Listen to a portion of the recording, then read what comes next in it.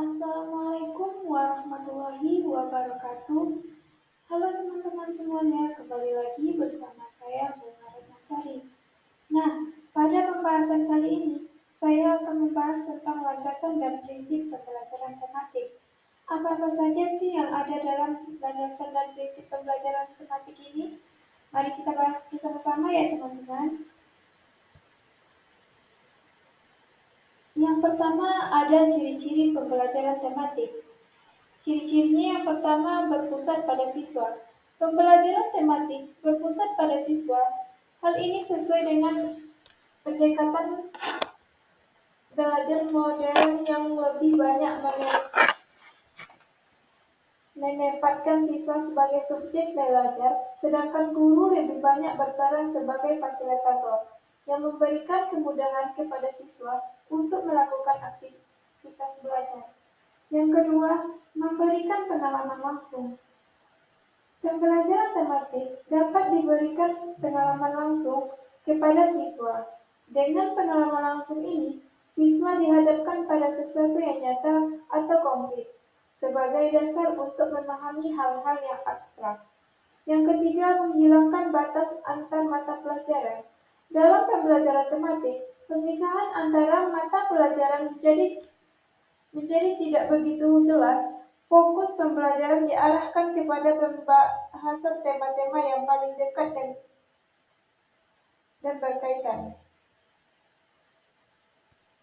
dengan kehidupan sehari-hari siswa.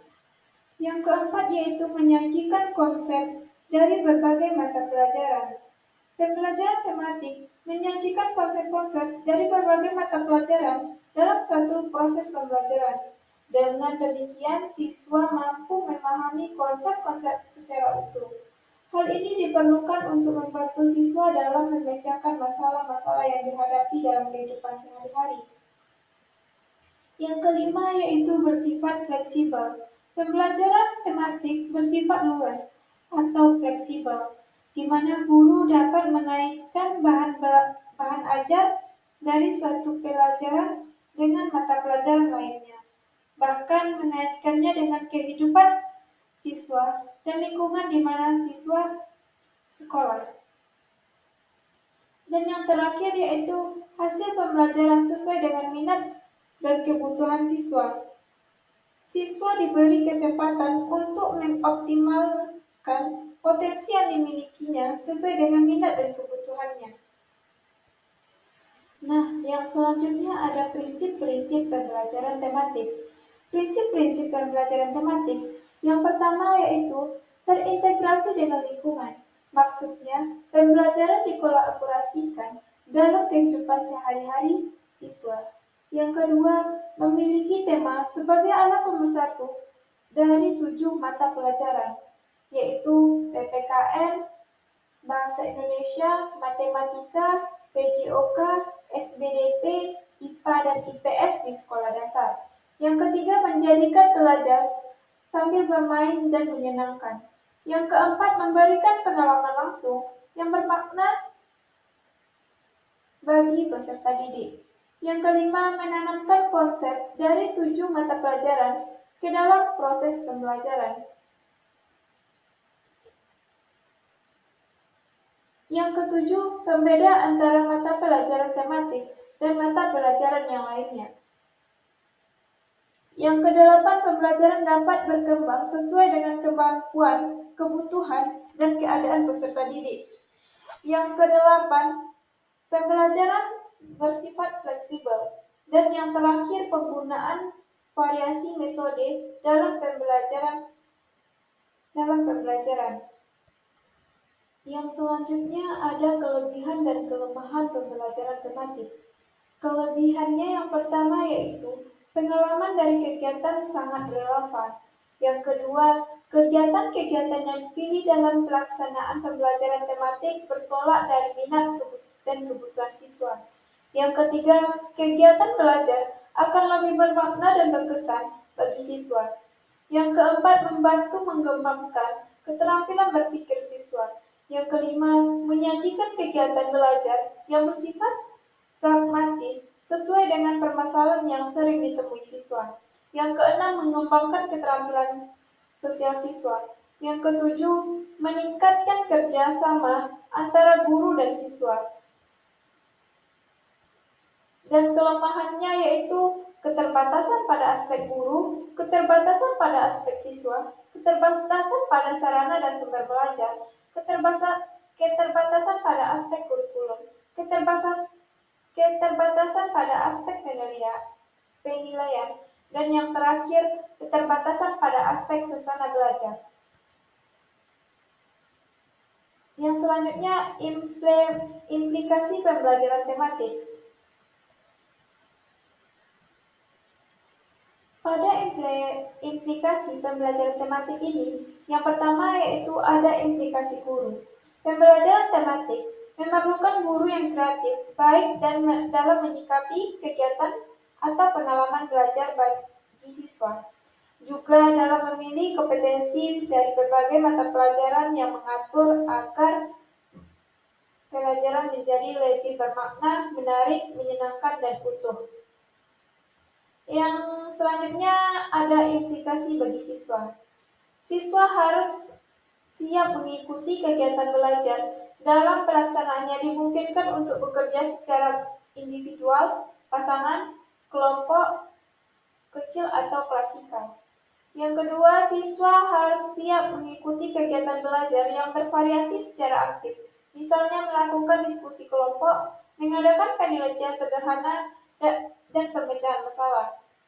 Yang ketiga, implikasi terhadap sarana, prasarana, sumber belajar, dan media.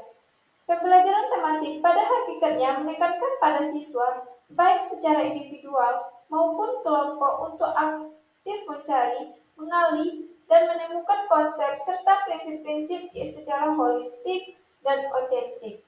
Oleh karena itu, dalam pembelajaran memerlukan berbagai sarana dan prasarana belajar. Pembelajaran ini perlu memanfaatkan sumber belajar baik yang bersifat didesain secara khusus untuk keperluan pelaksanaan pembelajaran maupun sumber belajar yang tersedia di lingkungan yang dapat dimanfaatkan. Pembelajaran ini juga perlu mengoptimalkan penggunaan media pembelajaran yang bervariasi sehingga akan membantu siswa dalam memahami konsep-konsep yang abstrak. Pembelajaran tematik di sekolah dasar masih dapat menggunakan buku ajar yang sudah ada saat ini untuk masing-masing mata pelajaran dan dimungkinkan pula untuk menggunakan buku suplemen khusus yang memuat bahan ajar yang terintegrasi. Yang keempat, implikasi terhadap pengaturan ruangan. Dalam pelaksanaan kegiatan pembelajaran tematik perlu melakukan pengaturan ruang agar suasana belajar menyenangkan. Pengaturan ruang tersebut meliputi yang pertama, ruang perlu ditata sesuai dengan tema yang sudah dilaksanakan. Yang kedua, susunan bangku peserta didik dapat berubah-ubah sesuai dengan keperluan pembelajaran yang sedang berlangsung.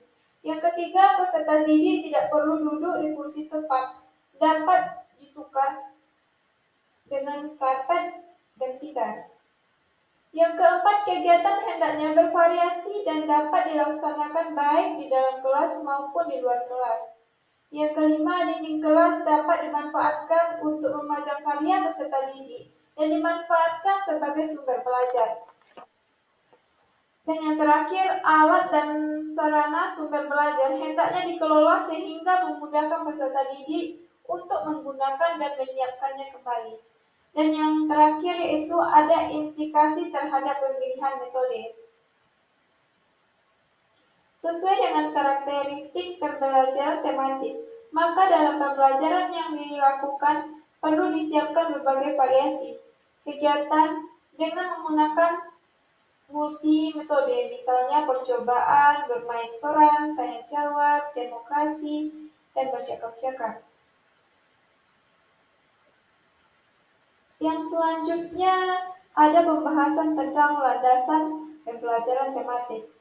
Landasan yang ada dalam landasan pembelajaran tematik yang pertama ada landasan filosofis. Landasan ini dipengaruhi oleh 3 aliran filsafat, yaitu progresisme. Landasan ini menekankan pada pengembangan kreativitas dan fungsi kecerdasan peserta didik. Yang kedua yaitu ada konstruktivisme. Landasan ini melihat pengalaman langsung siswa sebagai kunci dalam pembelajaran, di mana pengetahuan dan hasil konstruksi atau bentukan manusia. Selanjutnya, humanisme menekankan pada pengembangan pribadi dan potensi siswa. Landasan yang kedua ada landasan psikologis. Landasan ini berkaitan dengan psikologis perkembangan peserta didik dan psikologis belajar. Dan yang terakhir ada landasan yuridis. Landasan ini berkaitan dengan kebijakan atau aturan yang mendukung pelaksanaan pembelajaran tematik di sekolah dasar. Hal ini sesuai dengan Undang-Undang Nomor 23 Tahun 2002. Mungkin hanya itu yang dapat saya jelaskan dalam pembahasan kali ini. Saya sudahi dengan wassalamualaikum warahmatullahi wabarakatuh.